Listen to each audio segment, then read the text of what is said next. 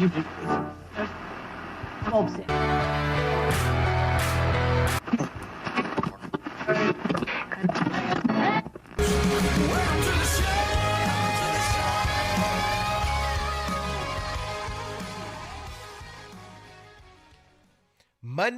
morning, 11 a.m. Phoenix time. Of course, that'd be 1 p.m. Chicago time. I think it's a 2-hour difference now. 2 p.m. Eastern. Of course, this is the main event with Stephen McCollum here. Man, what a weekend of Week 17 NFL football. We, of course, had college football playoff games on, when was that, Friday? Friday. It was January 1st. Yeah, my days are all screwed up. Everybody's back to work today, of course. And hopefully it's going well for you guys. The beginning of the year is going well for everybody. I had to do some updates and everything this morning on the program. That's why I was running a little bit late. But, man, what a fun time. So let me check the sound here just to make sure that we are good with all these updates that happened, because a lot of information this weekend, a lot of fun this weekend. I definitely want to get into it. But I also got to make sure you guys can hear me. That usually helps a little bit, right? Because you cannot right now. I know. Yep, that's what I thought. Be back in a minute.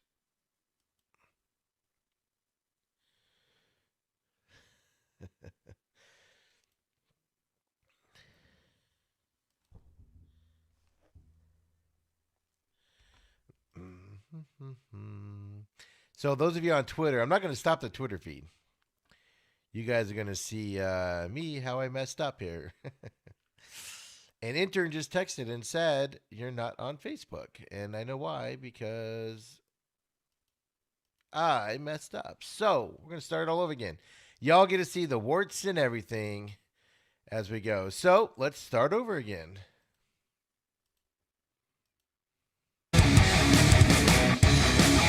Get ready for the main event podcast. The guys are about to go live.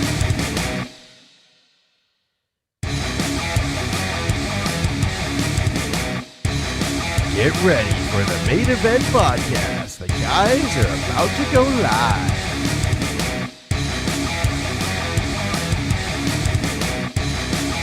Get ready.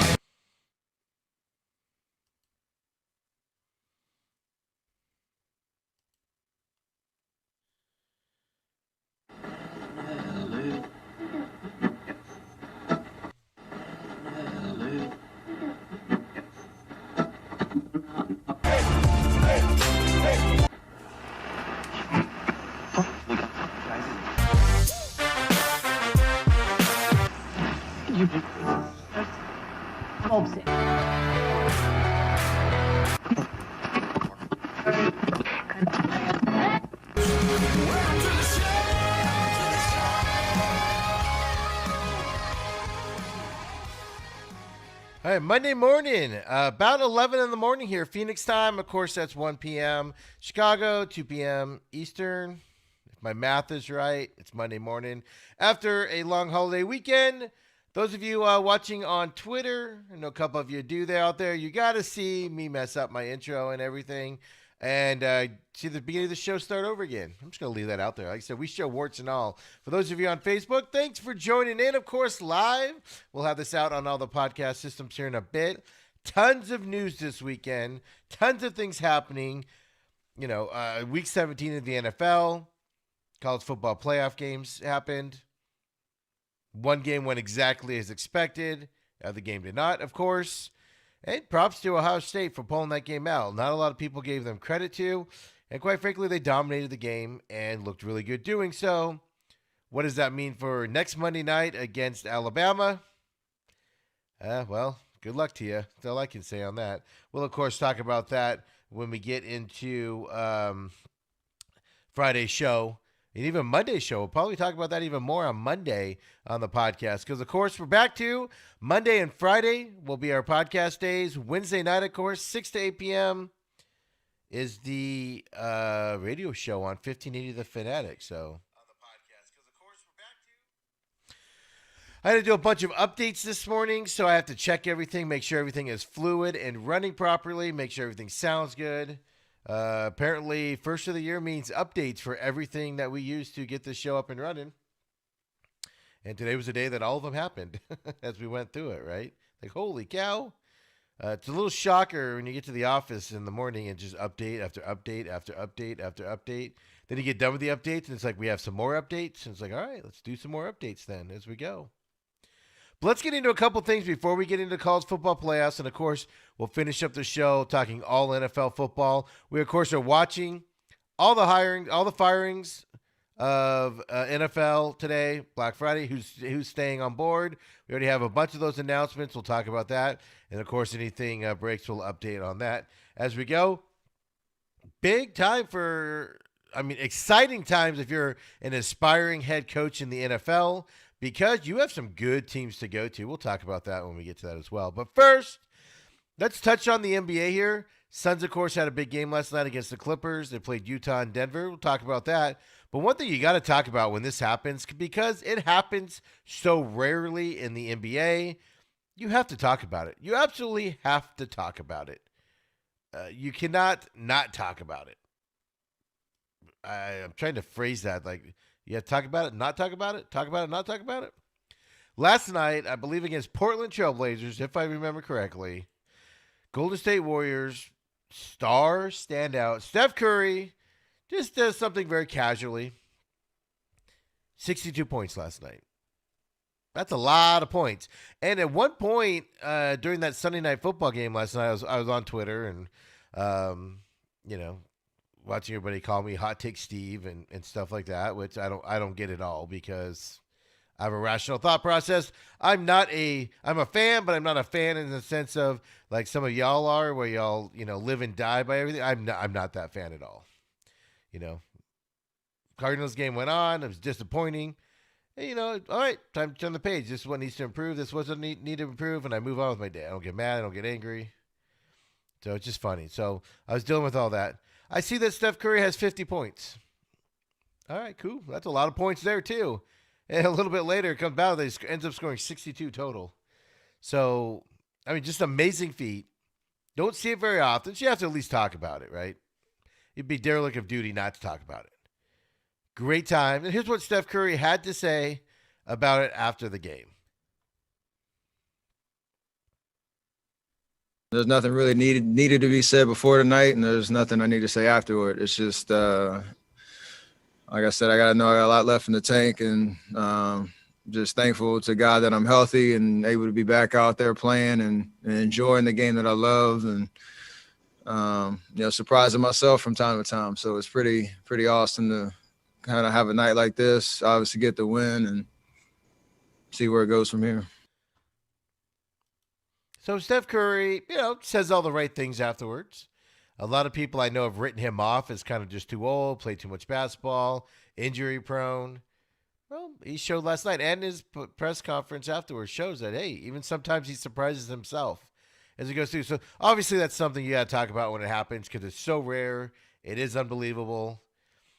Scoring 62 points in a basketball game. If it happened all the time, we wouldn't even talk about it, right? It wouldn't even be an issue. So good for Steph Curry last night and the Golden State Warriors. They need all the good news they can get, because they're just injury prone left and right.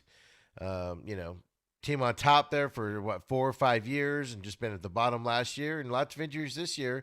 Kind of a team in the flux right now, but they can still score as needed when needed. Last night, of course, the Phoenix Suns, who had got off to a hot start, they were 5-1, I believe, something like that. And they were 5-1, and they beat Utah at the end of last week. They beat Denver over the weekend. Two teams expected to be in the top 4. They're not there now in the rankings, but they're expected to be in the top 4 or 5 of the NFC. The NBA Western Conference by the time the year ends. They're both up-and-coming teams. They're both superstar teams. And they beat them to go to 5-1. Then last night, they had the Los Angeles Clippers at home last night. And they didn't start off too well. They started off and they were down 31 points in the first half. But the Suns found their shots finally. and they pulled within 1 point of the Clippers in the fourth quarter. And then they ended up losing 112 to 107 last night at the Phoenix Suns Arena. Paul George, 39 points, 7 of 10 from three. He led the Clippers to victory. And Devin Booker, but more shockingly, DeAndre Ayton went for 25. Went for 24 points. Devin Booker was 25. DeAndre Ayton was 24 points. And the Suns, of course, had their 4-game winning streak, but they're still 5-2. Clippers are 5-2 on the year. But the important thing here is we talked about it on the radio show last Wednesday that the Suns are winning their games and playing these games differently, right? Devin Booker had 8 points one game. Suns still won it. In the past, they would have done it. This game, they're down by 30 points. In the past, Suns would have been down by 30 points. They would have been down by 40 points later on in the game. They wouldn't have come back at all. They were down 60 to 29 in the second quarter. And Phoenix came back to within 1 point, 90-89. Of course, Cam Johnson hit a three with 10 minutes and 20 seconds left in the game. And, you know, it was great. I mean, the other thing about it is the Suns have some fight to them. So when they were down by 4 points, 7 minutes or so left in the game, I don't remember the exact time. I mean, Chris Paul, got an offensive foul on Paul George. So Chris Paul created a foul foul Paul George of the Clippers. And Paul George kind of smiled at him, and George approached him.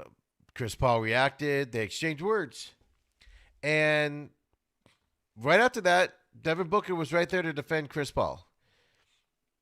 Booker and George got into it as Ayton fouled George right after that. And just a lot of verbal talking, a lot of physical play by this team. You wouldn't have seen this before. And after the game, I know Paul George was asked, what's going on with you three? And Paul George said, quote, "You got to ask them," unquote. And then he apparently did ask the Suns, and Devin Booker said, quote, "It's nothing, honestly," unquote. And of course, Paul George and Devin Booker received technicals after that verbal exchange that they had. And the Suns have some fight in them, which is great to see. And it's fight that they're competing. One thing I have noticed, though, is that the Suns, that a lot of the opposing team and their bench are chirping a lot at Devin Booker this year. I don't remember them doing that last year. Is this a new thing for Devin Booker? Something I need to research a little bit, because I've noticed that in the games that I've watched this year, just there's a lot of talking, a lot of stuff going on with Devin Booker. So I'm wondering if teams are just trying to get into his head a little bit, throw him off his game. I don't know, right? See how that goes here. I mean, so far he's done everything correctly. I mean, at some point, I hope he doesn't snap. I hope he doesn't play a DeAndre Hopkins moment where he flips off the refs or something like that. But it's a great thing to see. I'm enjoying this Suns team by any stretch, especially yesterday after that Cardinals loss. It was fun watching DeAndre Ayton.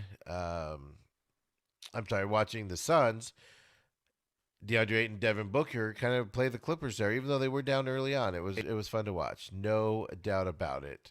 Going forward. So anyway, we just wanted to talk a little bit about, as I'm trying to get when he flips off the refs, all my comments up here, and you hear the delay I have in my phone. Production stuff, always fun, always fun. So that's just wanted to touch on, of course, Steph Curry doing his 62-point game thing. And then, of course, the Suns did lose last night to the Clippers, but they fought back, and the Suns wouldn't have done that before. This is, I think, the third different way the Suns have won than you would think they would leading into this early part of the season. That's good to see. Excellent to see by them. Cannot argue with that. Some really quick NCAA basketball news that's breaking this morning.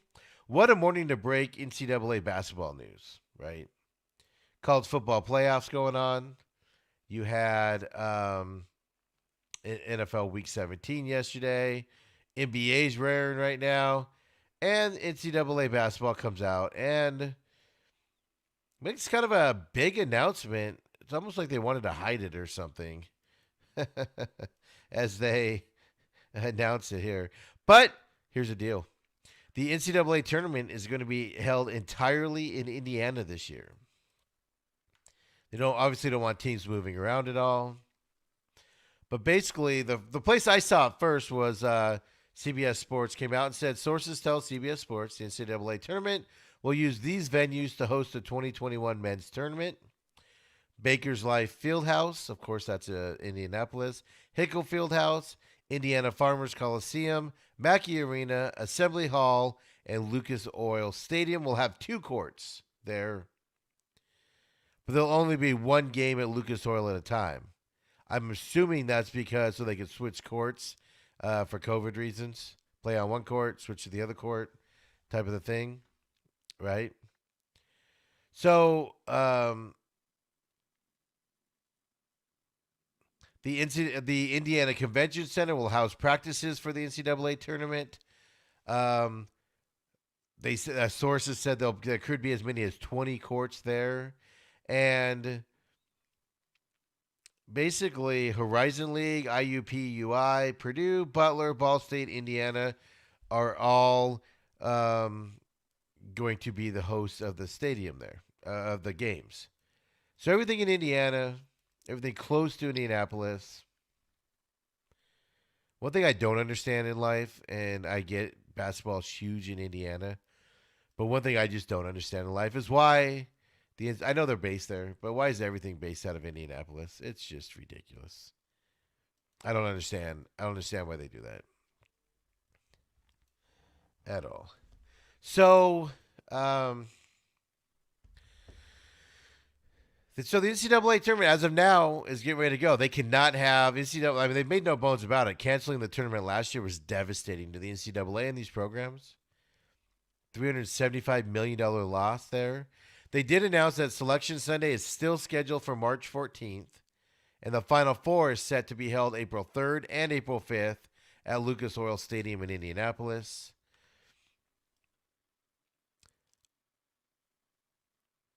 So as I said, Mackey Arena is in West Lafayette, so Purdue's campus. And then Assembly Hall, which is famously in Bloomington at the University of Indiana. Campus will be used for all NCAA tournaments there. All the other games would be covered in Indiana for the most part. And the NCAA came out with their statement. NCAA President Mark Emmert said, "This is a historic moment for NCAA members in the state of Indiana. We have worked tirelessly to reimagine a tournament structure that maintains a unique championship opportunity for college athletes. The reality of today's announcement was possible thanks to the tremendous leadership of our membership, local authorities, and staff," unquote. Basically, to sum all this up, this is a huge bubble-like atmosphere is what they're trying to create here, right? You're going to stay in one area. You're going to play your games. And you thought the NBA bubble was huge? This is even bigger. Because you got 68 teams showing up to play in this tournament. Of course, it gets pared down pretty quickly. After the first weekend, half the teams are gone. They're also going to do testing for all players, coaches, officials, everybody connected to the attempt. They're still going to work on the time frame. Teams will stay on dedicated hotel floors and abide by social distancing throughout their time of the tournament. And a limited number of family members will be permitted to watch games. No other fan information has been given yet. So at least some family members will be able to show up for it, right? Here's my favorite part as I say, quote, "The 2021 version of March Madness will be one to remember, if for no other reason than the uniqueness of the event," unquote. Great. That's how you want to sell it, I guess. Go ahead. They are still discussing the possibility of replacement teams. So if teams get sick or they can't travel or players come down with it, they're still working on those procedures. Because it's going to happen. You're going to get these guys there. Somebody's going to come down with COVID. What do you do? Let's say it's the Final Four and a team goes down. Can't play anymore. What do you do? So I need to work on all that stuff there. So big news in college basketball. I mean, it's a unique thing. Does it really matter where they go? Mikkel on Facebook says, "Who are those Cardinals you mentioned? Let's go Suns." Yeah, I know. We'll talk about that here in a little bit. Kind of depressing. But yeah, the Suns are, at least the Suns are on fire the beginning part of this year. No doubt about it. And, you know, if ASU ever plays basketball again here, they should be able to make the tournament. They've been off since December 16th. So let's see what happens.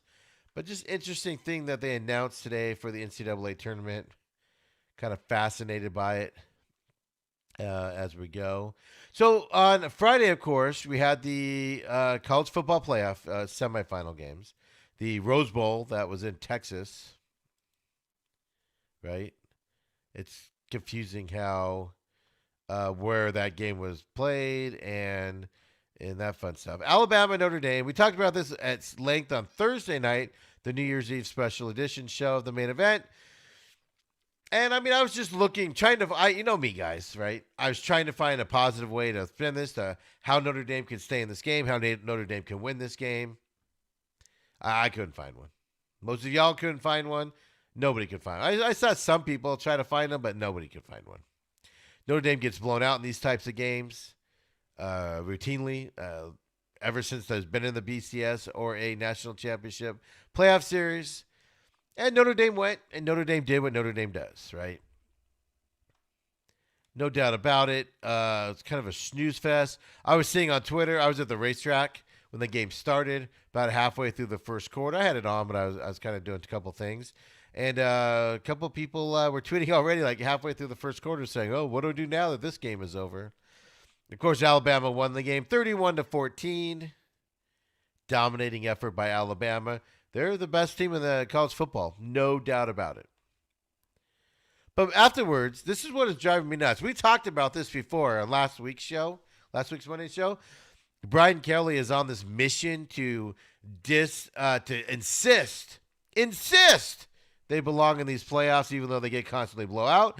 Brian Kelly insists the narrative isn't real, that we're just making stuff up. The narrative is that they belong. The narrative is that they can play in these games, and that he is living in a reality. He's got to say this stuff because he's the head coach, but he's living in a weird reality world where why even address it at this point? Just say, hey, guys, we deserve to be there. We got there. We need to improve to win, but not Brian Kelly. Brian Kelly's got to tell you guys, you and me, Brian Kelly's got to tell you and me that we're wrong in saying they don't belong there because they always get blown out. Hey, you know what? After the game, this is angry Brian Kelly telling us how they belong and the narrative is wrong.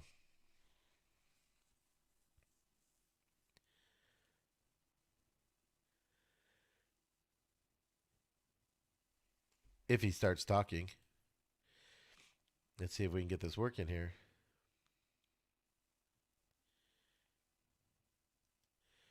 Maybe. Oh, production issues. Gotta love them, right?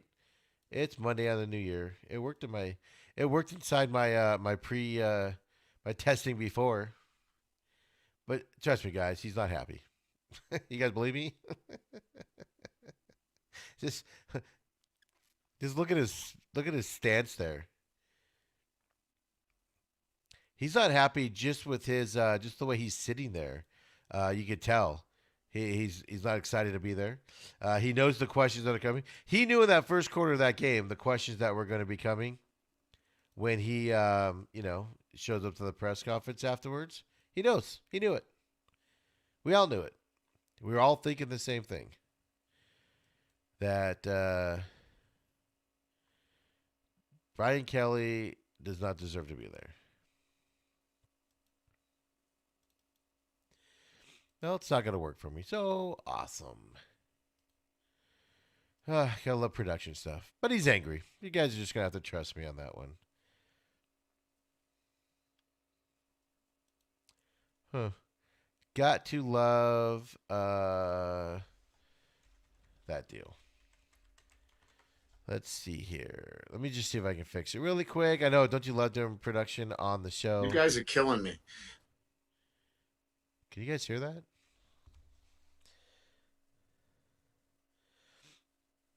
Okay, let me try something here. Okay, I'm gonna play it. You guys won't see it, but I'm gonna play it. If you guys can at least hear the comments. You guys are killing me. Big games, big games. I mean, when we play Alabama and Clemson, right? Those are the big games. Those are elite, talented teams that have elite players. I just mentioned 4 players that are going to be vying for the Heisman. When they're on the perimeter, nobody has shut them down. Tell me who has tackled those guys. Everybody's got the same problem that I do. It's tackling those guys and getting them down. And it's the same issue. I don't have a unique problem at Notre Dame. I think you need to look at the scores that everybody played against Alabama and Clemson. Everybody's got the same issue. So we're going to keep recruiting.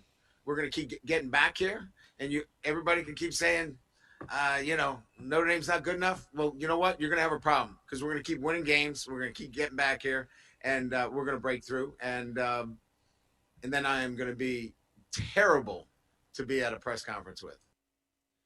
Oh boy, I can't wait for Brian Kelly to actually win one of these games and be competitive in it, and then show up and tell everybody how you're wrong. Except it doesn't change the narrative that you can't win in these games. So even if you win one, you're still 1 for 7 or whatever it is. Give me a freaking break. It's ridiculous what he's saying. It's ridiculous that we're even having this conversation or anything. It's absolute garbage what he is saying. And it drives me absolutely nuts. Just stop it. You're not good enough. You haven't been good enough in years. And again, that's why we don't need a playoff. We don't need an expansion of the playoffs. Of course, let's stop picking on Brian Kelly. He's taking a big enough lumps here. It's easy to make the playoffs when you're Notre Dame and you don't play anybody. They played, North Carolina this year and Clemson. And everybody's like, oh, but they beat Clemson without Trevor Lawrence. The second time they played him when Clemson was big, they got their butts blown out. Notre Dame. There's 3 good teams in college football. It's Ohio State, Clemson, and Alabama. And then there's a huge drop-off before we get to Notre Dame. Huge. Like Grand Canyon-esque. Brian Kelly can claim that there isn't all he wants. But, folks, it's there. I just can't stand he's got to say that stuff, right? But just don't address it. Just say, hey, we got to keep improving. We get to these games. Now we got to get over that hump. And we got to move on. But trying to make it sound like we're idiots because we're saying you don't belong because you get blown out all the time drives me absolutely nuts. But whatever. He's the head coach, not me. Of course, Ohio State and Clemson played each other. Also afterwards, I believe, what was that? The Sugar Bowl? Peach Bowl? I don't remember. I get confused. And shockingly, literally shockingly, even Ohio State fans didn't think they would do this. 49-28, Ohio State beat Clemson. So the question is, right? I know people out there, and Mikhail, I know you're listening. I know you're one of them. That Ohio State was motivated because of Dabo Swinney's comments and ranking him 11th and things like that. Okay, fine. I don't believe in that stuff. You guys can believe in it if you want to. I don't believe in that at all. Ohio State was a better team. Justin Fields actually showed up. We talked about this on Thursday night's radio show on the special New Year's Eve edition, where Justin Fields does not show up for these games. Guess what, guys? Justin Fields showed up in this game.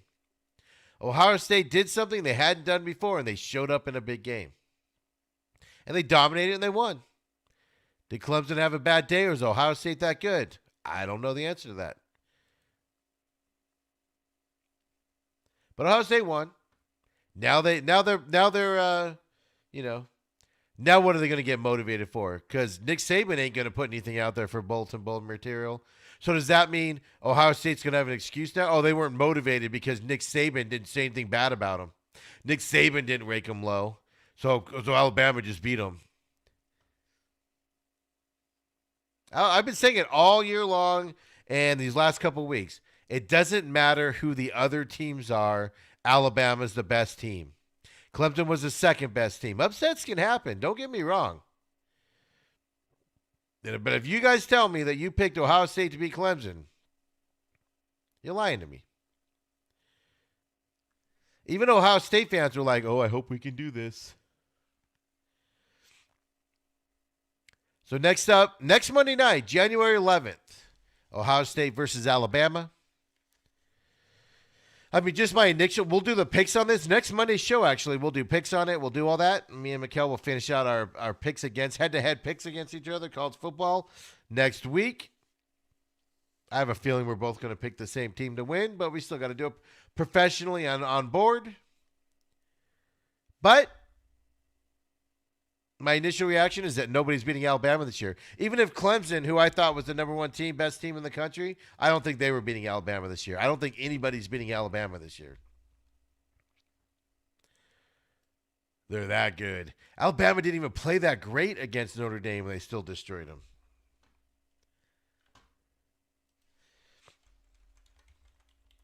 The odds makers have come out. The opening line. And they're that good. The Alabama odds makers don't even think that Notre Dame can. That Ohio State's got a shot in this game. But at least it's not a 20-point deficit like the Notre Dame-Alabama game. I'll give them that. Buckeyes opened up as a touchdown underdog to Alabama on the game next week. The line was growing even then on Saturday afternoon. The line began on Saturday, moved up to -8 for Alabama. So people are putting money on Alabama early in this game. I know it'll swing back as the week goes on, as the odds get good there, or as people think Ohio State can go farther.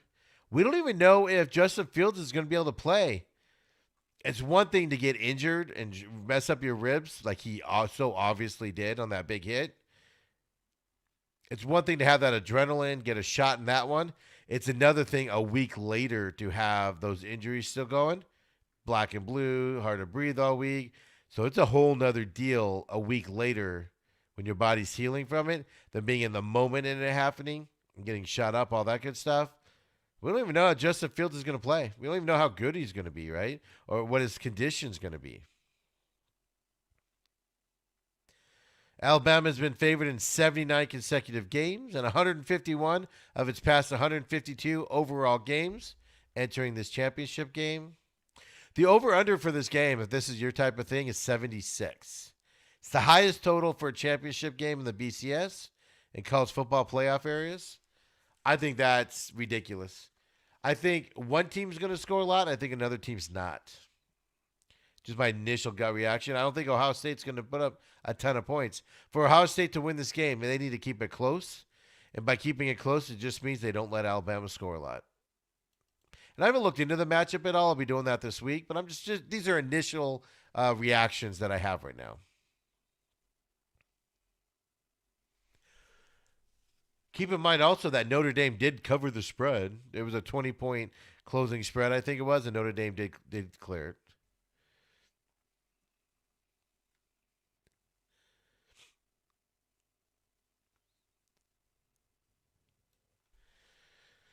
So that's coming up next week. We'll talk more about that as the week goes on. Of course, I'll be watching any sound bites that come out. I don't know when the press conference is probably going to be, probably this weekend.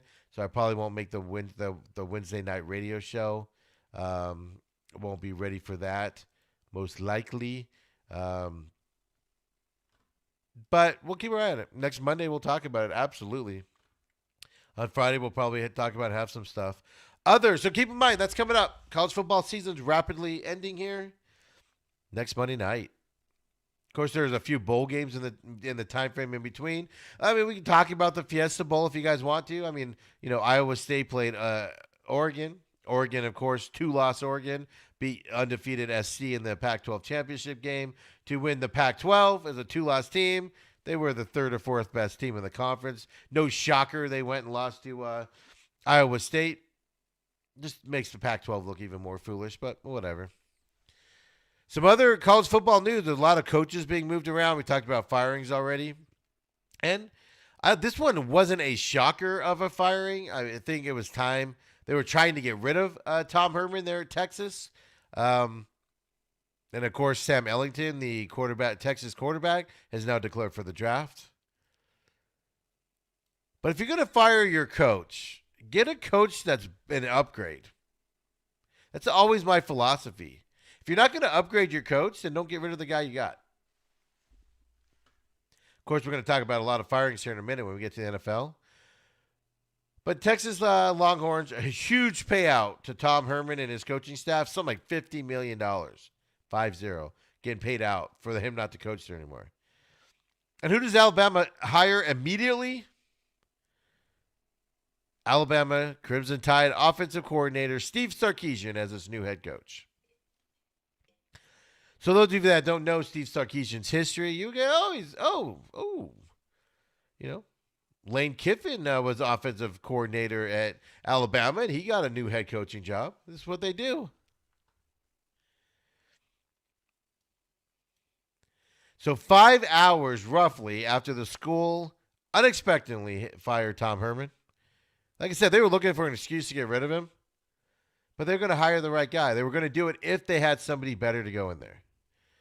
Tom Herman went 32-18 in 4 seasons at Texas, 7-3 this season. Of course, they beat Colorado in the Alamo Bowl on Tuesday.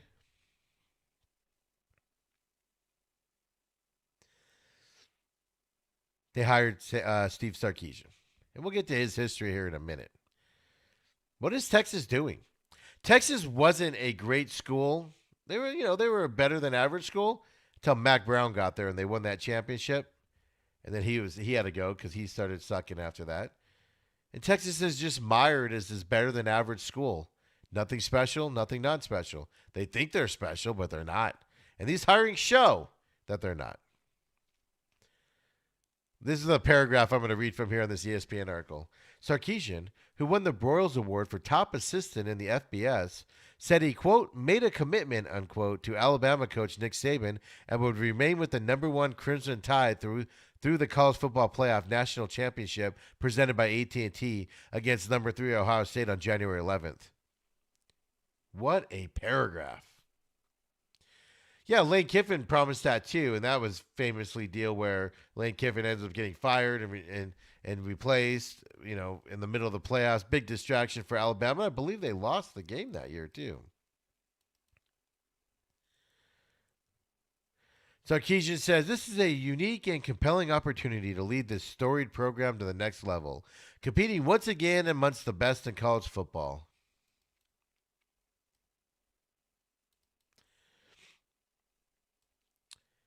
I'm saying all this because I'm going to equate it to another school he coached at in just a minute. He said, quote, we all want Texas to be back. We all believe Texas should be back. That's why I'm taking this job. But the reality of it is that we put to work. And then when you put in the work, you get the outcomes that you desire, unquote.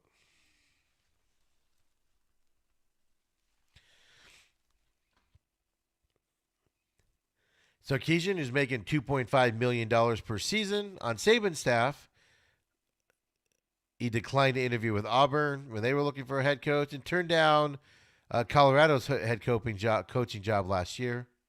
Here's the interesting stat I didn't know. Texas doesn't hire assistant coaches. Steve Sarkisian is the first assistant coach hired by Texas to be head coach since 1951. That was Ed Price when he was promoted from already being on the staff.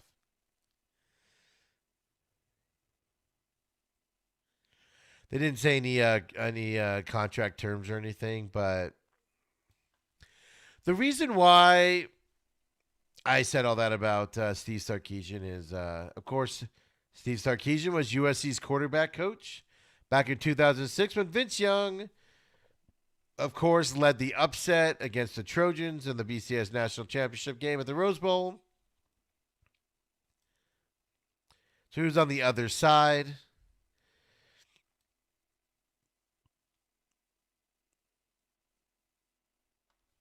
But here's the reason why I brought it up. Steve Sarkisian was at Washington for a bunch of years. Didn't do anything spectacular at Washington. He was there from 2009 to 2013. 35-29 he was at Washington. Nothing spectacular.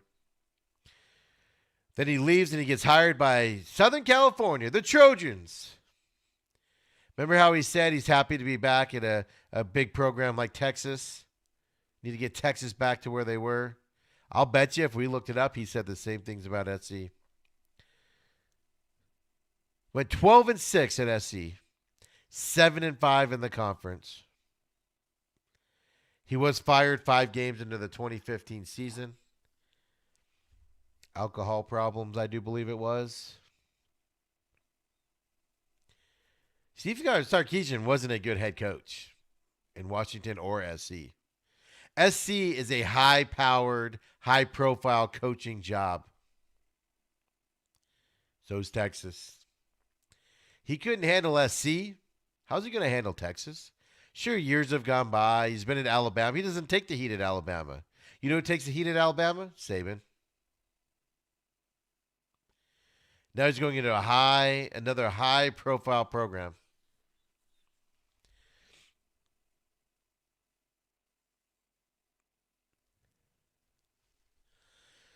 As I said, Sam Ehlinger, quarterback for Texas, decided to declare for the draft. So he's not impressed with them. But yeah, just remember this guy. Sarkisian's tenure at SC ended badly when then athletic director Pat Hayden fired him because of reported alcohol problems. Then he went into rehab afterwards. Like I said, you don't hold that against him. You get a second chance. But you know what you can hold against him? He has a track record of not being a good head coach. Why is he the savior for Texas now? Because he was at Alabama and a successful Alabama team?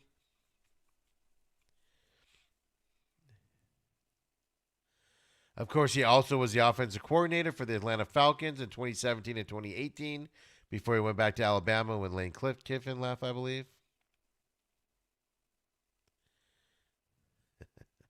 This is my favorite line right here. Longhorns athletic director Chris Del Conte called Sarkisian, quote, one of the top offensive minds in the game of football, which he has proved over and over during his time with USC, Atlanta, and most recently Alabama. You can absolutely leave Alabama on that list. The other two, not so much.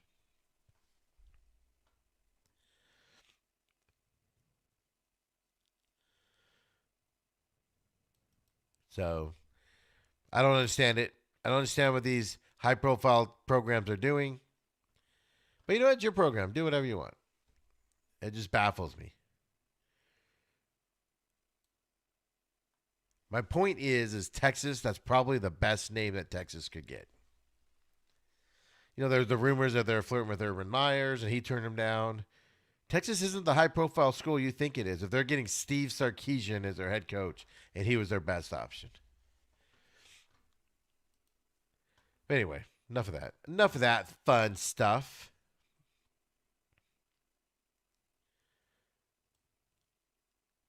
Let me check here and see. I don't think I have any college football clips other than the Brian Kelly one. Do not. All right. Let's get into some NFL. Like I said, it is that day, the last day of the season, where all the news comes out about NFL firings, coaches getting the axe. Of course, we had 4 teams get rid of coaches and GMs during the season. Playoffs, of course, coming up this weekend. Wild card games. We'll talk, obviously, about games yesterday.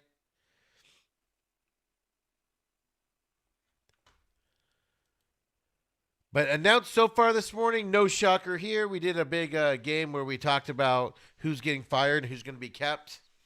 Obviously, Matt Nagy is staying now, right? He made the playoffs.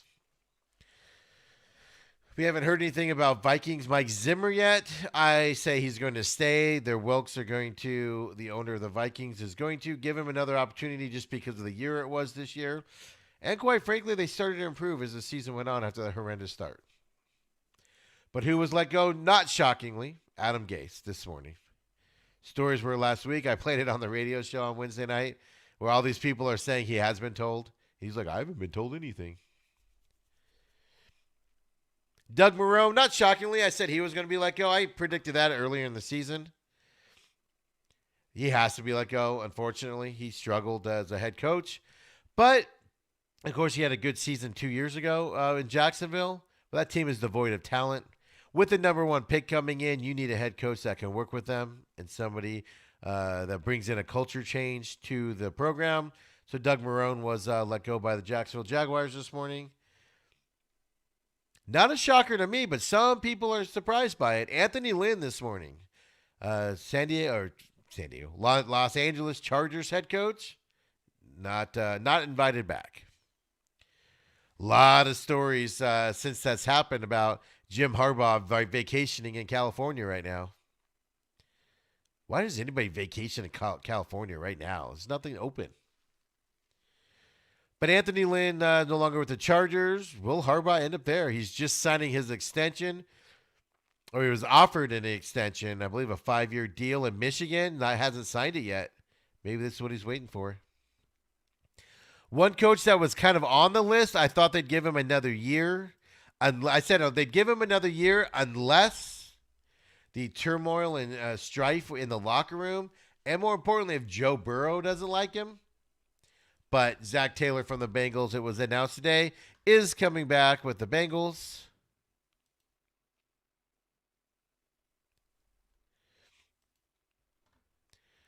Obviously, a lot of GM things out there. Has been informed that he has been fired as the head out there. Here's some head coach interviewing stuff that have been announced so far. There's always a surprise hire somewhere also, like that aren't on these lists. Atlanta Falcons announced they're going to obviously interview Eric Bieniemy, the Chiefs offense coordinator. They're going to interview Raheem Morris, who has been their interim head coach. He might get that job. He's done a good job with them since he's taken over. They're also going to interview Robert Saleh, 49ers defensive coordinator. He's a hot name right now with how bad that defense of the 49ers was a detriment this year and on injured reserve. He had that defense playing well till the end of the season. Detroit Lions are also getting Eric Bieniemy in there. Dan Campbell, who's a Saints assistant head coach and tight ends coach. Marvin Lewis has already interviewed with him, of course, former Bengals head coach, but currently Arizona State's co-defensive coordinator. They're going to talk to Robert Saleh as well. And then Arthur Smith, Titans offensive coordinator. I'm going to talk to him with the Detroit Lions. The Texans. They already spoke to Jim Caldwell, former Lion and Colts head coach. Matt Eberflus, Colts defensive coordinator. This name has just come out of nowhere for a bunch of teams now. Colts defensive coordinator is getting a lot of play by some of these teams. Of course, they also talked to Marvin Lewis. That came out a few weeks ago, a Bengals head coach and Arizona State defense coordinator. The Jets have announced Eric Bieniemy. If you notice the trend here, Eric Bieniemy is going to talk to everybody. Brian Daboll, Bills offensive coordinator, and then Matt Eberflus, if I'm saying his name right, Colts defensive coordinator. So it's interesting to see the dynamics, right? But here's the deal, folks. 2020 is here. You're a head coach. You're looking for a head coach job in this league, and you can coach Trevor Lawrence when he gets drafted by Jacksonville.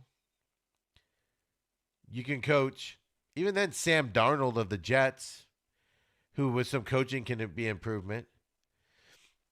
Deshaun Watson, that's fantastic.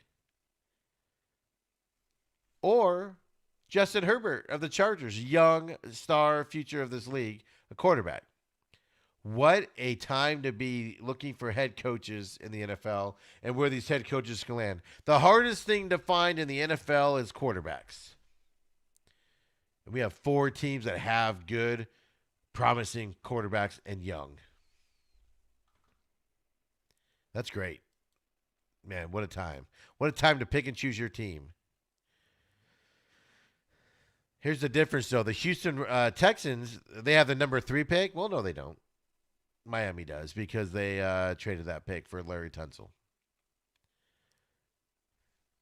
So Houston's not a good job. Other than Deshaun Watson there, the defense is getting older. They're going to have to make some decisions there.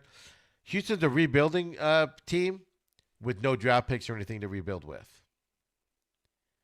However, on the other side, Jacksonville getting the number 1 pick, Trevor Lawrence, we're assuming, right? It's going to be Trevor Lawrence. But they have an outrageous amount of money under the salary cap to bring guys in there. Of course, the rumor there is also, of course, Urban Meyer going to Jacksonville. Whatever.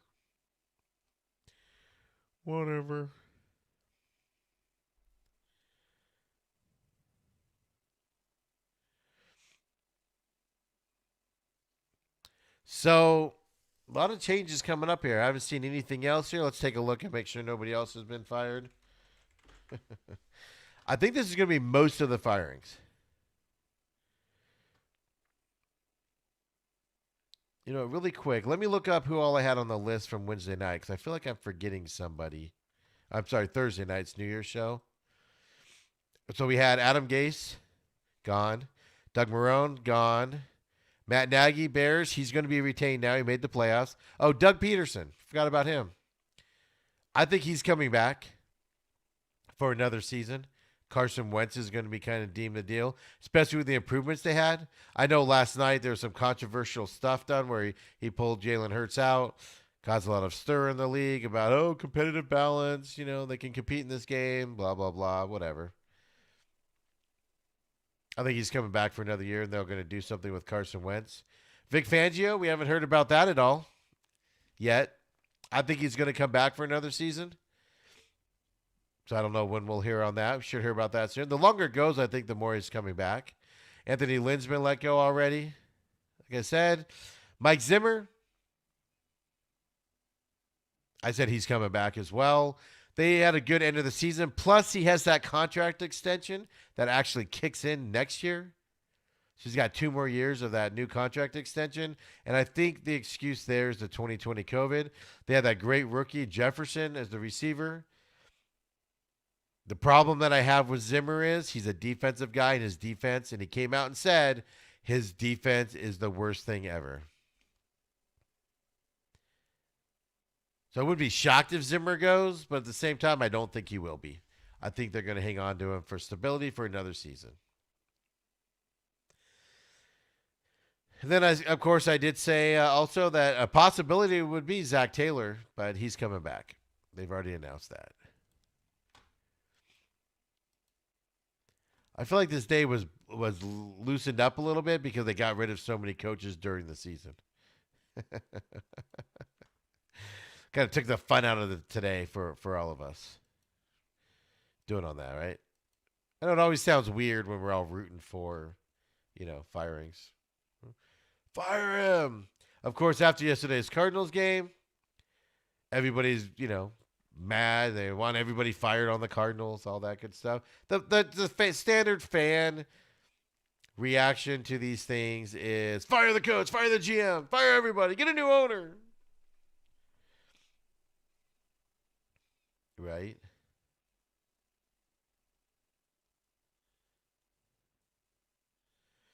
So I'm just looking at some sound bites here, see if anything has to do with coaches being fired. Not yet.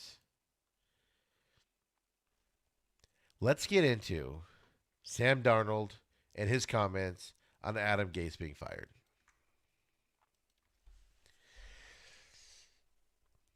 Sam Darnold, of course, the Jets quarterback, wants to stay a Jet. He loves playing there. He wants to stay there. So he's asked what went wrong with Adam Gase the last 2 years. Sam Darnold says, quote, "Personally, I didn't play consistent enough. I think that's the one thing I'm going to stick to because it's true. I didn't play well enough," unquote.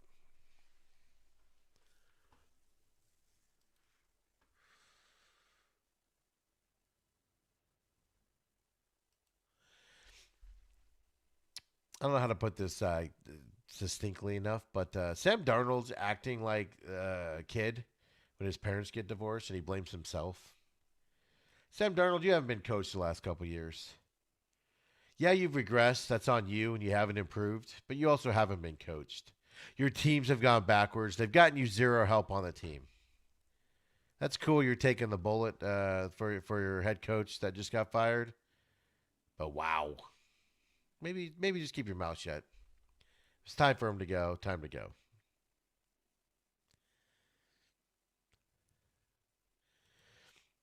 But all part of the fun, right?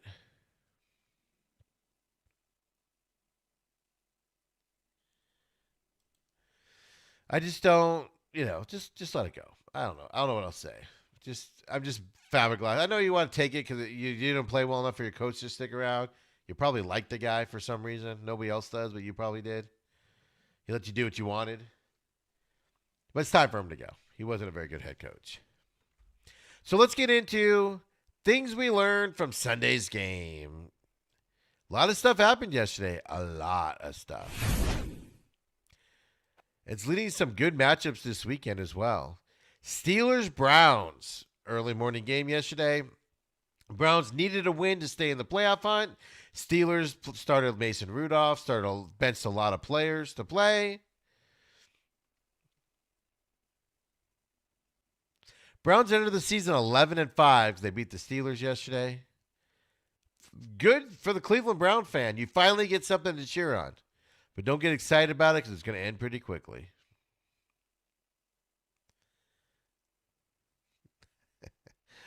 My favorite part about this article is this guy says, the 2020 Browns are headed back to the playoffs for the first time since this writer was a glasses-wearing middle schooler.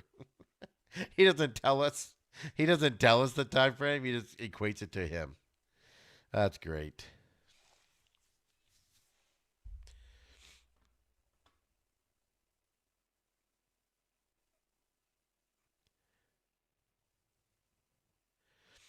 I mean, Pittsburgh did come back with all these backups, 15-point deficit in the fourth quarter. Came back and fell short just by a 2-point conversion yesterday. They, of course, lost 24-22. So the Browns didn't make it easy for their fans to win that game. Of course, Cleveland yesterday got back their receiving core that was out the week before because of COVID reasons, close contact stuff. And they look good again. And running the football. Nick Chubb's had some great runs yesterday. That's what they need to do. Cleveland had a 10-0 lead. And then they took the foot off I don't know what they did. Took the foot off the pedal. You're not going to be able to do that this weekend because wildcard weekend, we're going to talk about this schedule in a little bit.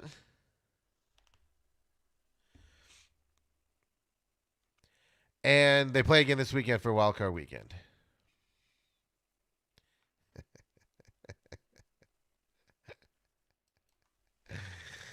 Mikkel on Facebook says, fire Steven. Hire intern. And then she responds, you're the best hype man I've ever had. Intern can she knows how to get into the office and take over a microphone. She can do it whenever she wants to.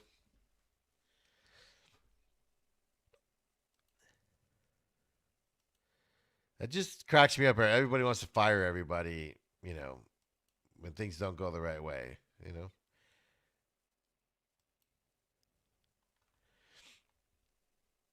So, as I said, Browns won, Steelers lost, Steelers benched half their players. A matchup again this weekend, wildcard round. The Titans played the Texans. Titans snuck out a victory, 41-38. That Texans defense is bad. That needs to be rebuilt along with the offense. But the news out of this game is Derrick Henry made history Sunday. And Titans are 11-5. Of course, won the AFC South title by winning this game.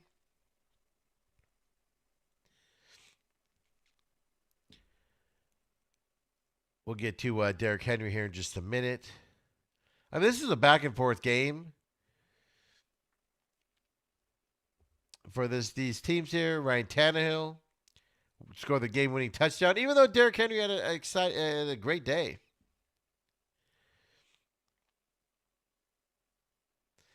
Don't sleep on the Titans in the postseason. It's going to come down to if you stop Henry. It's going to come down to Tannehill. I think Tannehill's good enough to win a game for the Titans in the playoffs. We'll talk about that here coming up.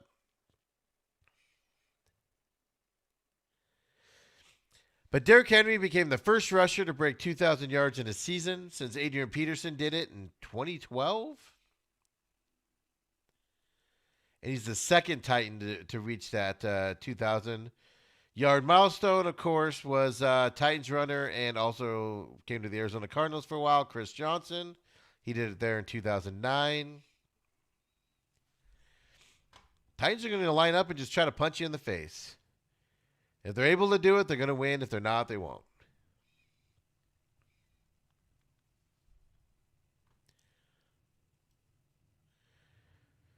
So Texans have an offseason where they need to fire a GM and a head coach and retool that defense. And quite frankly, that offense. They have no receivers. Will Fuller's been out with that suspension.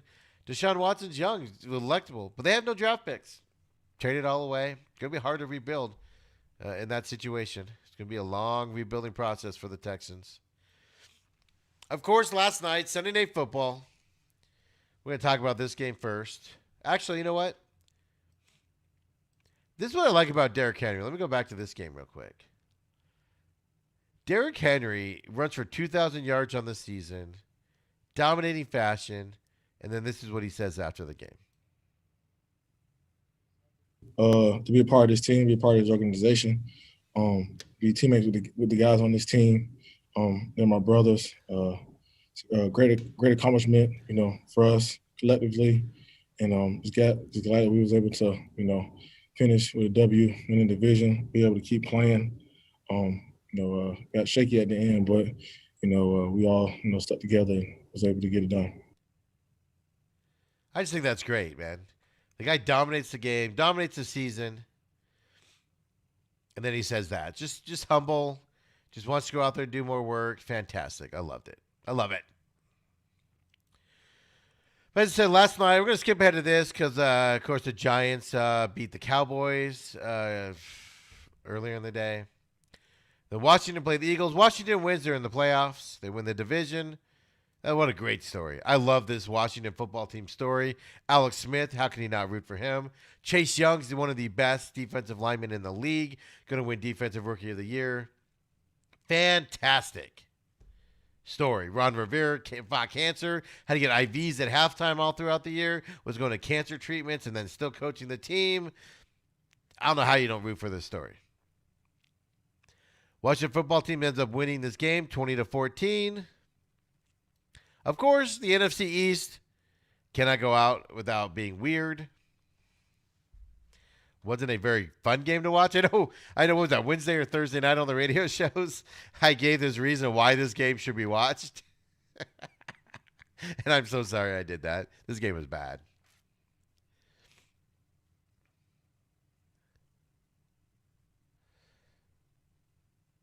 But Washington 7-9 has won the NFC East. They get to play the Tampa Bay Buccaneers this weekend, open up the season. We'll talk about that in a minute. Eagles were 4-11-1, the only team to be eliminated from most postseason contention in that division before Sunday. Of course, the Cowboys were eliminated when they lost Sunday morning. Giants were still alive.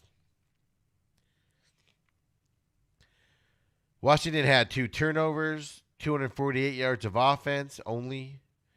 But Philly had 3 turnovers.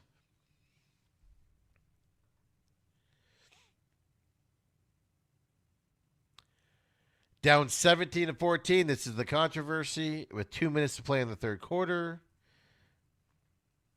When Doug Peterson went for it on 4th and 4 and Jalen Hurts threw an incompletion. Doug Peterson decides to sit Jalen Hurts and put in Nate Studfield, who, of course, turned it over on each of the next 2 drives. Never thrown a pass in the NFL before. And the controversy abounds because everybody's saying that the Eagles tanked. If they would have won that game, they would have gotten the 9th pick in the NFL draft, I believe. By losing it, they got the 6th. Everybody's freaking out. Integrity of football. All that good stuff.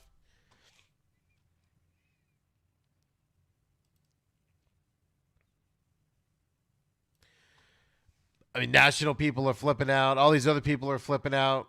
I have a different take on it. I know a lot of people think I have hot takes, and it cracks me up. I just look at things a little differently. I don't get all caught up in the moment. The Eagles did the right thing by losing that game to get the 6th pick.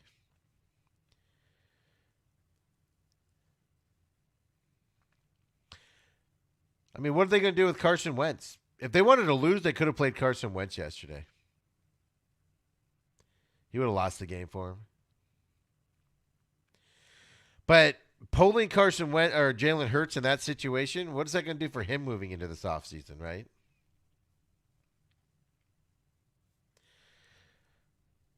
Philly, I don't know what's going on there. But congratulations to the Washington football team. They should celebrate. They got to 7 wins. Alex Smith's going to be AP Comeback Player of the Year. Ron Rivera, as I said, cancer all season. Wasn't the best football? It was ugly football. But they did it and they got there. Once you get into the dance, you see what happens. And Tampa Bay is beatable. Chase Young gets to Tom Brady. He's beatable. So after the game, with all the hubbub going on, with them taking Hurts out and tanking it, of course, the Giants all flipped out. Everybody thinks that the Eagles were going to win that game if Hurts stayed in there. That's what cracks me up about it. So Doug Peterson has to come out after the game, and he has to say this. Yes, I was coaching to win. Yes, that was my decision solely. Nate has obviously been here for 4 years, and I felt that he deserved an opportunity to get some snaps. And listen, if there's anything out there that thinks that I was not trying to win the game, I mean, you know, Ertz is out there, Brandon Graham's out there, Darius Slay's out there. You know, all our top guys are still on the field at the end. So we were going to win the game. I mean, he's got to say that, right? But it does look odd that he made that move. I don't have a problem with it. Does it hurt the integrity of football? No. I mean, they were trying. Teams tank all the time. Teams lose all the time. The Jacksonville Jaguars were playing quarterbacks with bum ankles, so they didn't accidentally win another game and lose the number 1 pick at the end of the season. There's literally a phrase called tank for Tua that existed last year.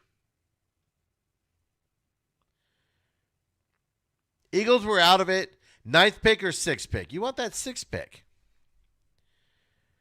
But everybody seems to think that the Eagles needed to play hard in that game for the Giants. Eagles don't give a crap about the Giants. The Eagles' job is to not play for the Giants to make it into the playoffs. Jalen Hurts wasn't playing well in that game. He had 70 yards at that point. So they made the move. It's ballsy to make the move. Then you get all these repercussions because people don't think you're hurting the integrity of the game and stuff like that.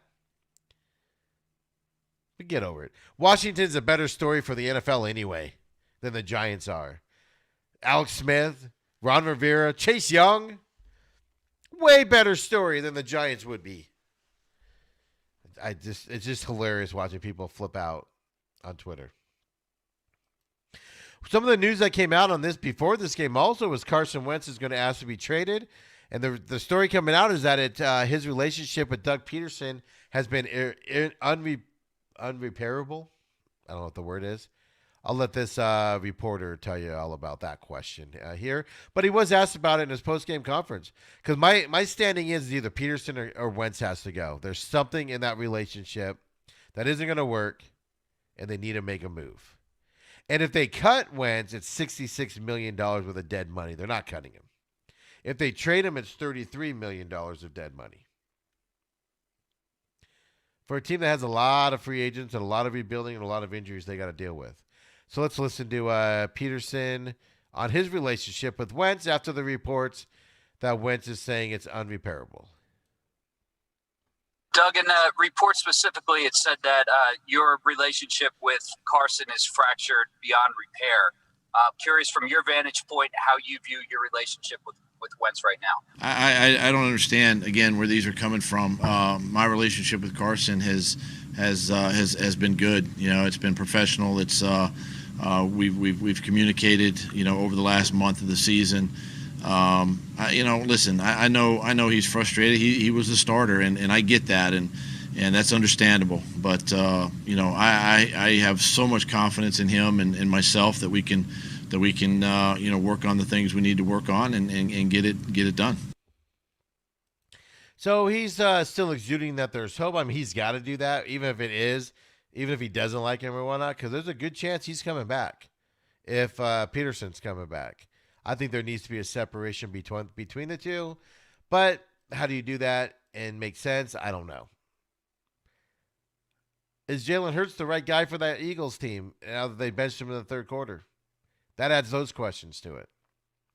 A lot of questions in Philadelphia regarding that team going into the offseason this year on there. But congratulations to Washington making the playoffs. Then you got Green Bay and Chicago, of course. Green Bay needed to win in order to secure the number 1 seed and not worry about what anybody else did. And the Bears either needed a Cardinal loss or Cardinals loss in order to get into the playoffs. I had to think about that for a minute. So both these teams have something to play for. Green Bay won 35-16. I think you're going to see Aaron Rodgers with the MVP this year. That's the momentum that's going, and he just is playing like it. Packers 13-3, clinched the number 1 seed in the NFC. I mean, the Bears just fell apart at the end. The Bears made the playoffs. Kind of backed into the playoffs. That's never a good sign. Man, their defense is like shell of what they should be. As I said, I expect Aaron Rodgers to win the MVP.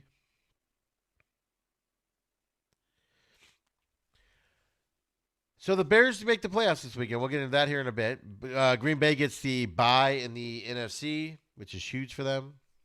And they get home field advantage in the snow up there in the cold of Green Bay. Matt Nagy's squad of Bears are 8-8.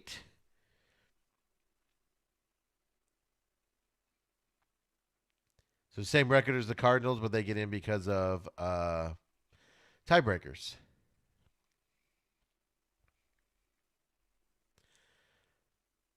Mitchell Trubisky, again, went to that dink and dunk offense. They're only down 21-13 at the half.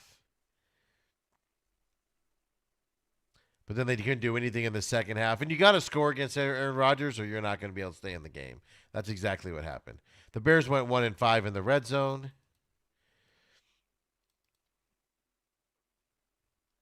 But they have another week to go. So congratulations to the Bears for getting in at 8-8 and backing into the playoffs. I wish you luck. Good luck.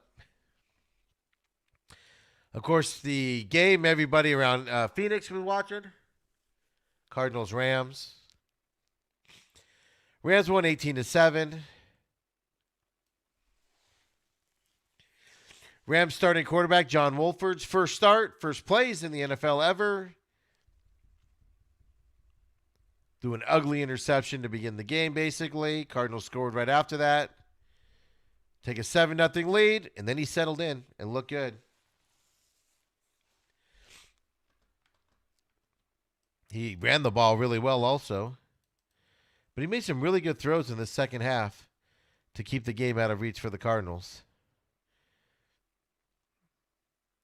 But I told you guys, if you guys follow my Cardinals Rewind podcast, I said going to this game that Rams defense is still, the offense is all banged up. Cooper Kupper's out. Cam Akers has a high ankle sprain. Wasn't sure if he was going to play. Anybody played. Henderson was out. But that Rams defense was still fairly healthy, and they're one of the best in the league, if not number 1. And they showed it, especially when Kyler Murray went out with his ankle injury, couldn't come back in till late in that game. Cardinals not having a veteran backup on the roster, on the active roster. They, of course, have Brent Hundley on the squad, but he wasn't active yesterday. It's just derelict of duty. There's no reason. I'm not saying that Brent Hundley is a savior by any stretch, but at least he's a veteran. He's played games before, and he can game manage a game. This game was over when Murray went out. They scored the touchdown right after that, and then it was nothing on offense. That defense for the Rams got a safety. Of course, an 84-yard pick six interception return for Troy Hill. It's the only touchdown in the game. The Cardinals defense did a good enough job where they held them to field goals. The only touchdown was a pick six. That, of course, the backup Murray threw. Stravler. That was 20 seconds before the end of the half on top of it. That's a backbreaker. And it happened. Cardinals offense only got 240 yards of offense. I mean, he came back into the game trailing 18-7, made some really nice throws, but he obviously couldn't run. And we've said it 1,000 times on that Cardinals Rewind podcast. This offense goes as Kyler Murray goes. If Kyler Murray isn't even a threat to run, this offense doesn't move, and it didn't.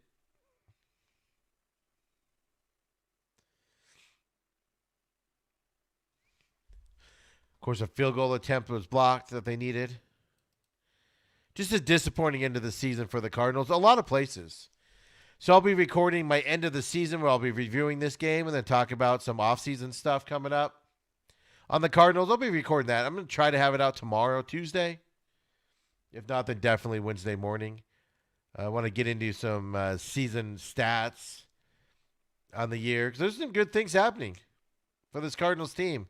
I know everybody's saying all the people are, Cardinal bandwagon fans that just hopped on the bandwagon in the last couple of years. I mean, this team won 3 wins 3 years ago with somebody else. Steve Wilkes is the head coach. They won 5 games last year, 8 games this year, and we're in the playoff hunt. They struggled at times. They struggled against bad teams. I get all that. But this team has improved. Now they need to make changes, and I'll go into that in the Cardinals podcast. I got to research some stuff. But they need some help on that offense. They need help on that defense. The coaching is a problem at times, but the coaching is always a problem for every team. The Bears made the playoffs, and their coach makes more mistakes than the Cardinals coach does.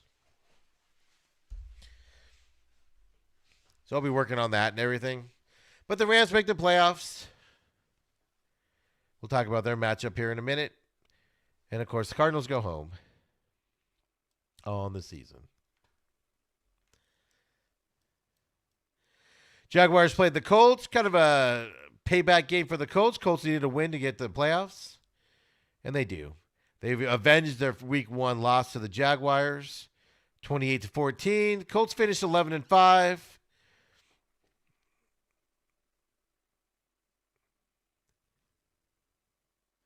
Of course, Jonathan Taylor had a great game.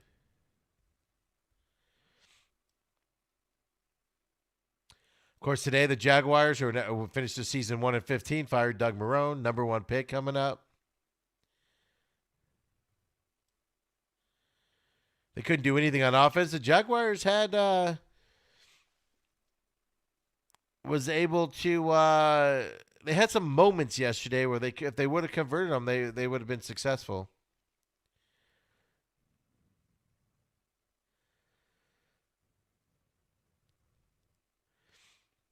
Jacksonville was 5 of 15 on third down, gained less than 5 yards per play, and rushed for just 53 yards. Which means that all the pressure fell on Mike Glennon's shoulders. He just couldn't do it. Of course, James Robinson, the star running back of the Jaguars, was out, so that didn't help.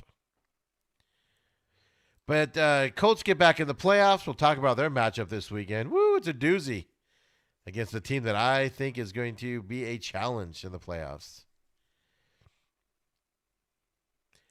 But, I mean, Phillip Rivers is one of the reasons why they made it to the playoffs, regardless of what you hear from other places. He did get them there. Completed 7 of 27 yesterday, 164 yards, a touchdown, and an interception.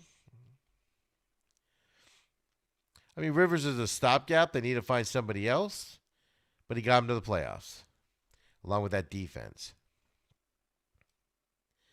They got the Bills in the first round of the playoffs. So good luck. That's a tough matchup for the Bills this weekend. We'll talk about that in a minute. Bills played Miami. Of course, Miami needs to win this game to get into the playoffs because the Colts were the team that were outside looking in. The Dolphins needed a win to stay in it. Dolphins did not do it. Of course, Fitzpatrick was out of this game because of COVID-19. He was the guy that went into these games to spell Tua when offense wasn't running well, things like that. And Miami didn't have that option, and it showed. Josh Allen's just a stud this year. But he did start the game with an interception on the first drive. Then he settled in and just dominated the Dolphins' defense. Deep throws, too. 224 yards, 3 touchdowns. Broke Drew Bledsoe's record for most passing yards in a single Bills season. The Dolphins couldn't cover Stephon Diggs. 76 yards on 7 catches.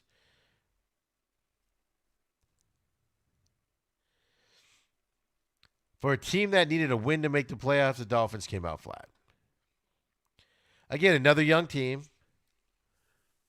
that's learning how to win. And without having Ryan Fitzpatrick there as the backup to Tua, where he could come in and spark that offense a little bit, it showed. They're just stagnant. Tua had the chance to either sink or swim, and man, he drowned. Dolphins finished the season 10-6. Great record for the Dolphins. It sucks they missed the playoffs. It really does.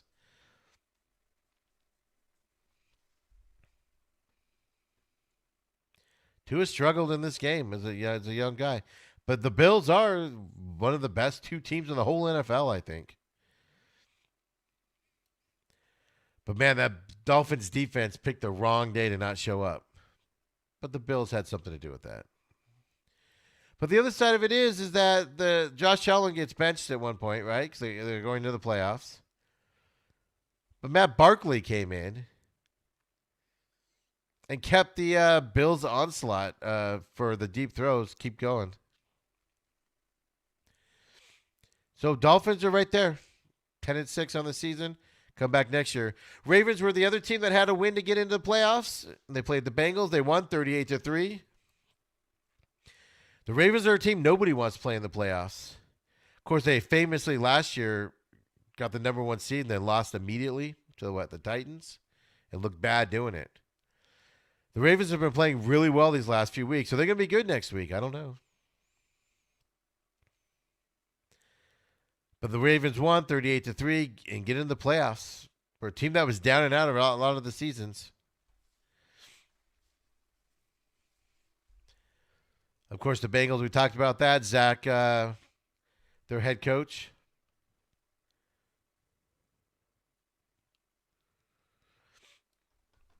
Zach Taylor.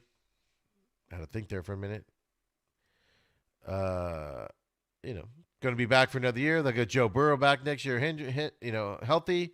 They got to add some talent around that team. Falcons played Tampa Bay. Tampa Bay dominated this game, 44-27. Mike Evans did break Randy Moss's NFL record of consecutive 1,000-yard receiving seasons to begin a career with his 7th. But then he got hurt.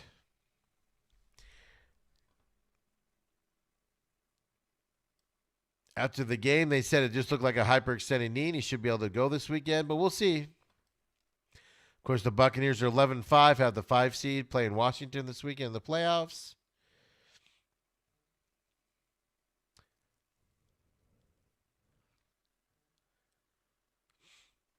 Falcons 4-12 into the offseason. Of course, they need to find a head coach and a GM. We talked about their interviewing process earlier. They need a lot of help there in Atlanta. Giants Cowboys, we talked about this kind of in succession with the Washington Eagles. Cowboys were all cocky. They've been winning some games. Zeke's been having some success. They go out there and they lose to the Giants. 23-19. Andy Dalton threw a really bad interception. First half, he was awful all game. couldn't hit an open receiver, couldn't hit a broadside of a barn to save his life. He did get better though, but the Cowboys finished 6-10 on the season. He had Dalton was sacked 6 times. They look like garbage in that first half. They're undisciplined. They need to clean that up. Giants keep winning when they need to. And they finished the season 6-10 also.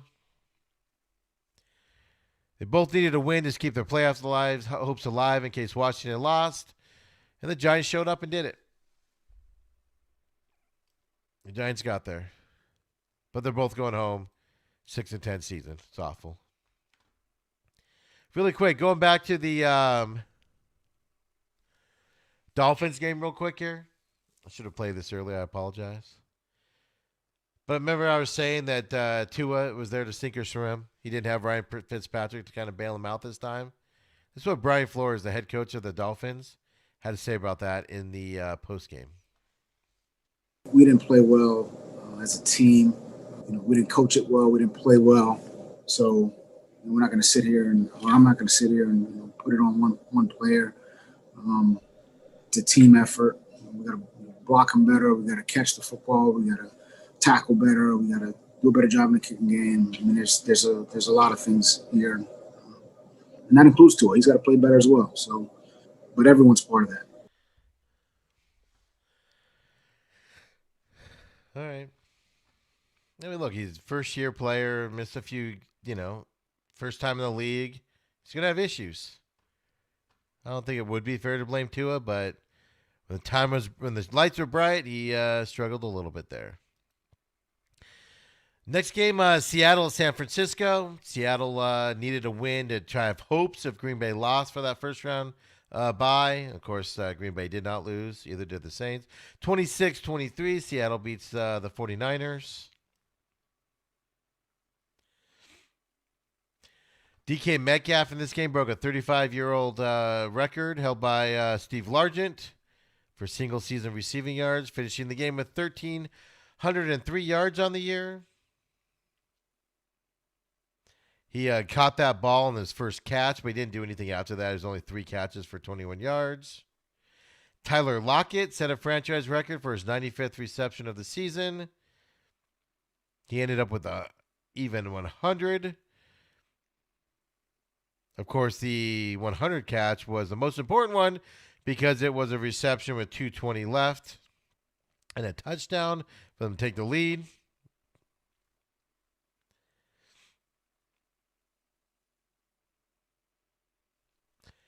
Seahawks defense has woken up this year. They're going to be a force here in the playoffs coming up. That defense has gotten better as the season's gone on. And that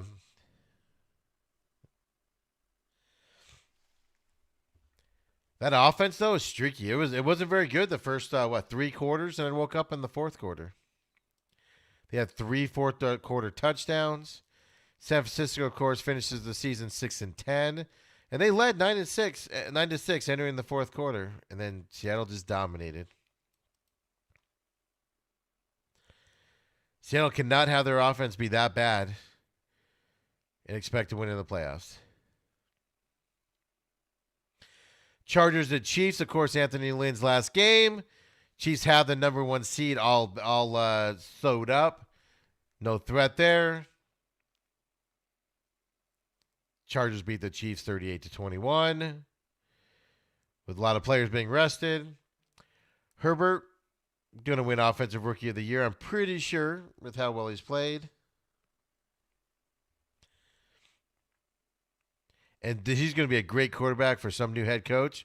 Whether it be Jim Harbaugh or somebody else, some head coaches come in and coach him. It's going to be fantastic. 6-9 season for the Chargers. As I said, looking for a new head coach now. They did win they were on a 4-game win streak to finish the season. Problem is those 4-game win streak was after they were eliminated from the playoffs. The Chiefs end up the season 14-2. They sat most of their stars, like I said. Chad Henne got his first start since 2014.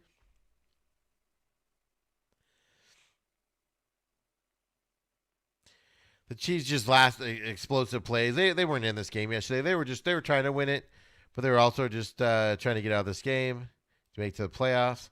Give the backup some things, some time on there. They're just ready. But they have a first-round bye next week also, so 2 weeks off basically for the Chiefs starters. Saints and Panthers. Saints had to win this game in case Green Bay lost. They could get the number 1 seed. Of course, Green Bay did not. New Orleans finishes the season 12-4. They beat the Panthers here 33-7.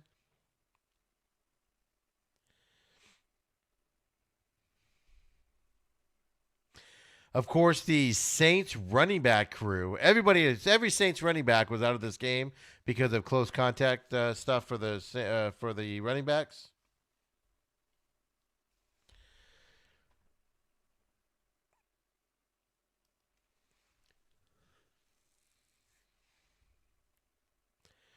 Here's the interesting thing, right? What's the Panthers going to do for Teddy Bridgewater? He was a good stopgap quarterback because they couldn't draft one last year. But now they have the 2021, and they're going to have a good draft pick this year. We'll talk about that in a minute.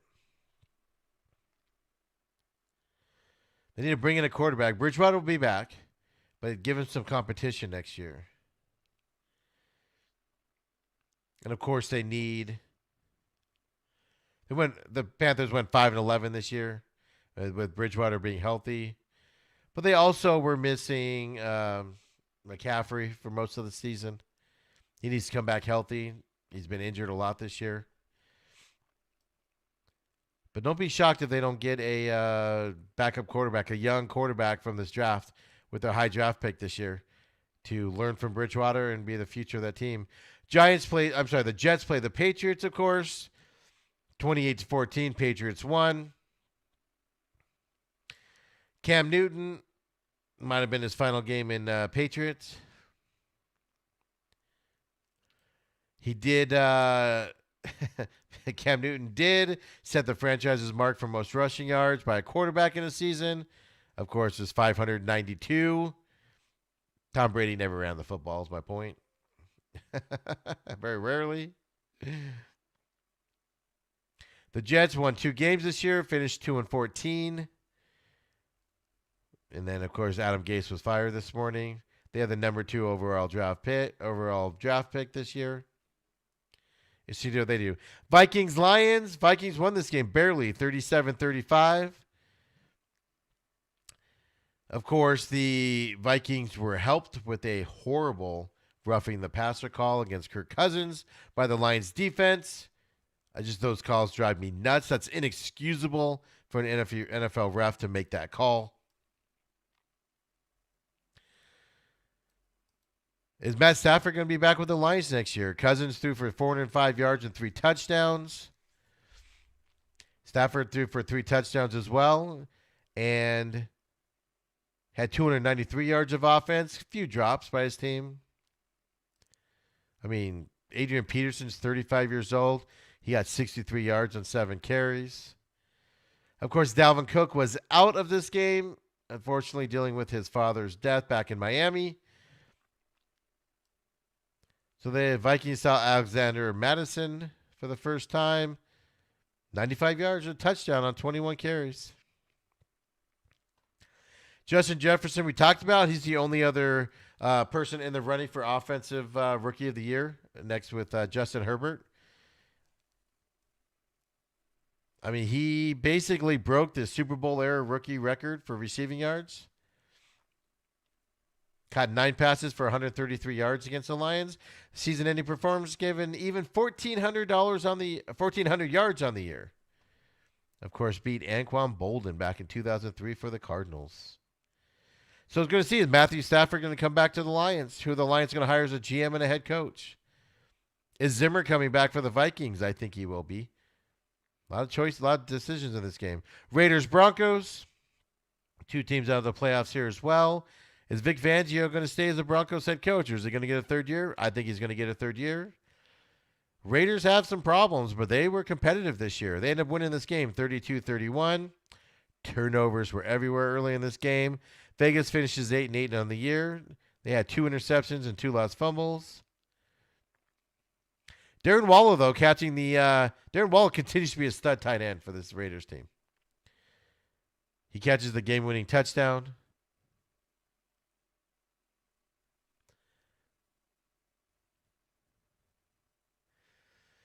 I mean, Derek Carr does really good, but he also has bad as well. Like, so when he's playing bad, he'll do something really good to come back, right? Denver ends the season 5-11, fourth consecutive losing season. I mean, Drew Lock looked good. The question is Vic Fangio the right guy to be coaching the quarterbacks?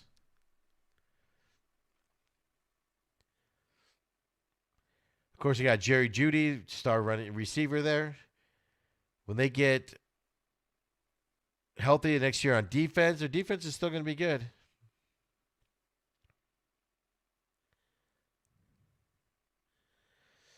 So just interesting to see what's going to happen with those fan bases coming up also on the season.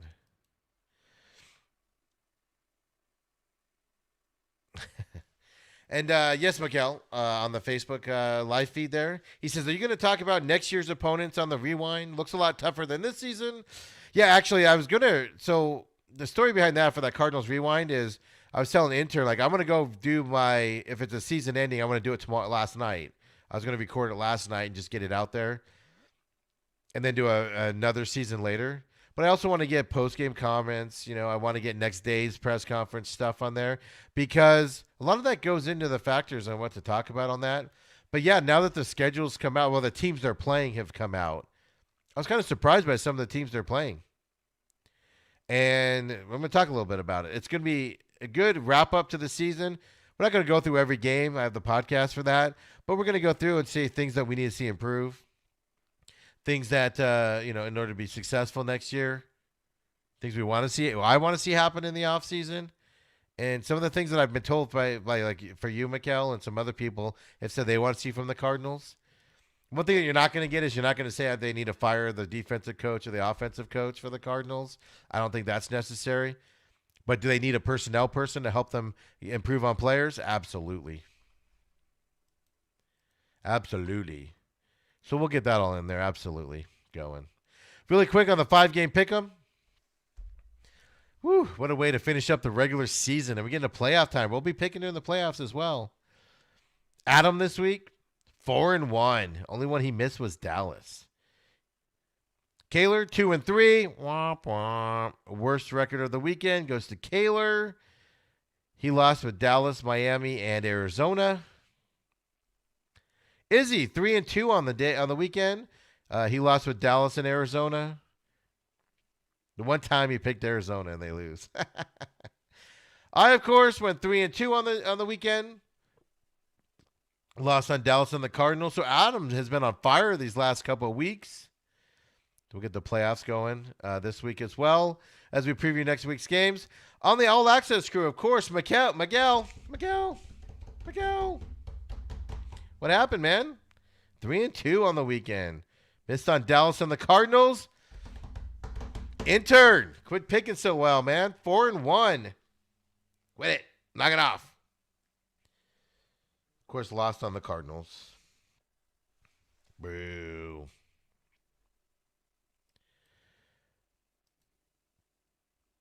I don't like that. I don't like it when she picks better than me.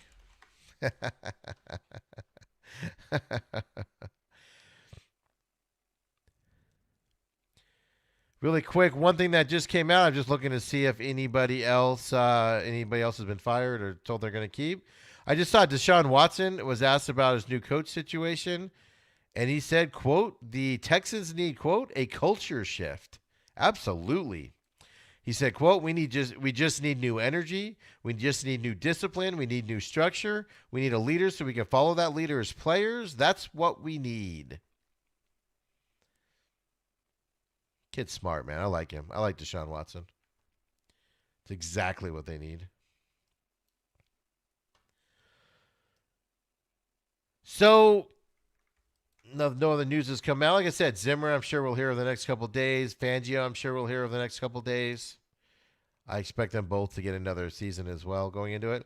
So this weekend's games, just going to give you them now. Of course, we're going to preview them on Friday's podcast. Wednesday night, we talk about them on the radio show, and then we'll also in-depth preview them on Friday's podcast. Colts are at the Bills this weekend on Saturday morning. Rams are at the Seahawks Saturday afternoon. Buccaneers are at Washington Saturday night. That Rams-Seahawks series, if the Rams get healthy with this COVID deal and Jared Goff's finger, we don't know what's going on with that. They just played 2 weeks ago. That's when Jared Goff hurt his thumb.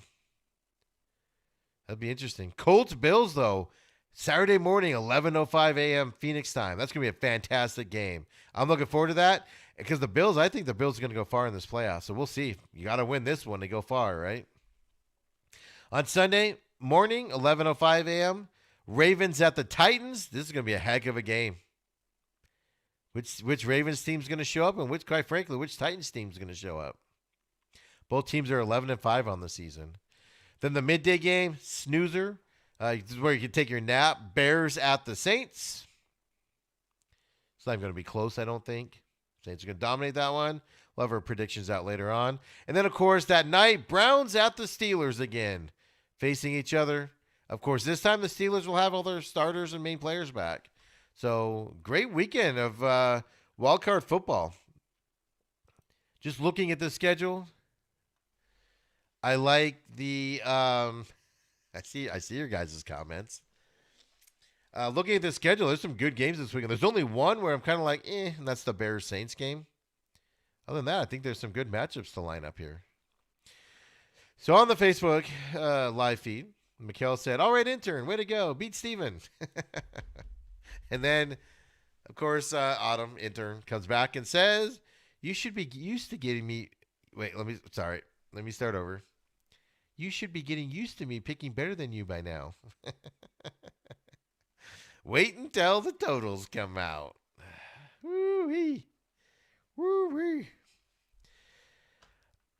So no hard-hitting news yet. I don't see any other news of anybody. I'm just checking before we go. Nick Saban is considering Adam Gase and Bill O'Brien for Alabama's offensive coordinator job. Of course, with Steve Sarkisian going to Texas. Good luck with that. I don't think it matters. You're gonna be successful at Alabama regardless, because you're gonna do whatever Nick Saban tells you to do. You're gonna do it pridefully because he's gonna give you another job and you're gonna win there. It looks like the signs are pointing towards Dave Gettleman and New York Giants continuing his job there. There's obviously he should have been fired a couple times now by a lot of people's eyes, including me. I don't think he's a good GM. But he's made some good strides forward this year with the way they won with the players he has in there. With the injuries to Saquon, they've been all right. Atlanta Falcons just announced that they completed a virtual interview with Eric Bieniemy for their head coaching position. So, as I said earlier, he is getting opportunities to at least interview. We'll see if he lands a job somewhere. So, a lot of stuff going on this week. We're seeing, of course, conflicting reports on Larry Fitzgerald, if he's going to retire or not. Some people say he is. Some people say they're not. I expect it's going to take a few weeks. He's got to rewind. He's got to get out of the season. He's got to get his head, away from football for a little bit and decide that decision. So I think it'll be a few weeks before we hear either way. The longer it goes, though, I think the better it is he's coming back. Of course, he is an unrestricted free agent during the season, so he will have to sign a new deal. And bring him back if he takes a discount as well. You cannot be paying this guy the money that you were paying him now for his production. So he needs to take a deal. Is Patrick Peterson coming back for the Cardinals? We don't know. These are all things we're going to talk about on the Cardinals Rewind podcast.